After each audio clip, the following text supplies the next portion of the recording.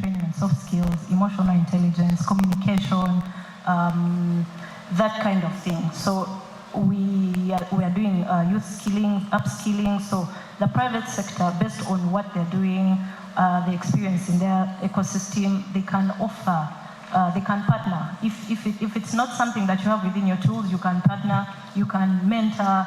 There's a lot that the private sector can do to help the youth out in the skills. But if we close our doors and wait for people who are coming straight out of university and we are expecting them to behave at this level or to perform at this level, of course we are being mean and liars, because then we are not even practicing what we're preaching.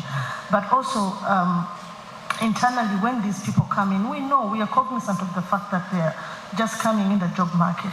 What kind of environment internally have we set to promote and facilitate learning? You follow your favorite influencer who's probably influencing what are you buying.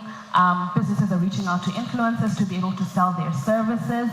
So it's really just about how you begin to position yourself and how you stand on business, for lack of other words, in understanding that your talent or your passion does not have to be a traditional path for it to make sense.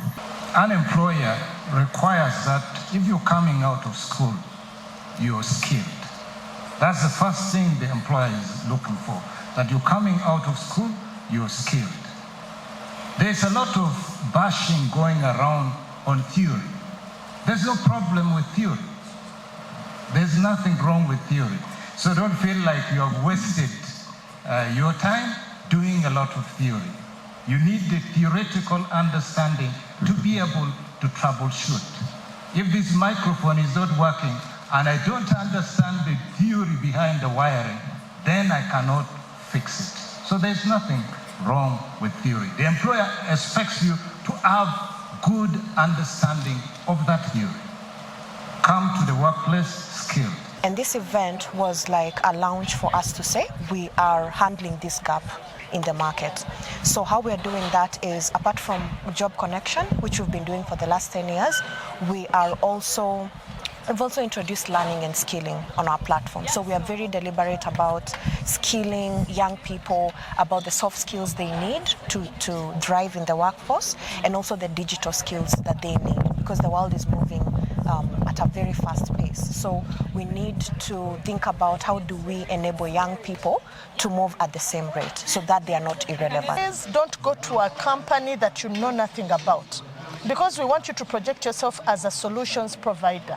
If you come to MUA Insurance and you're telling us that you want to be employed with us, it is important for us to understand from where you sit as the job seeker. What is the problem that you want to solve for MUA? So you're not going to be able to give us that unless you have done some research.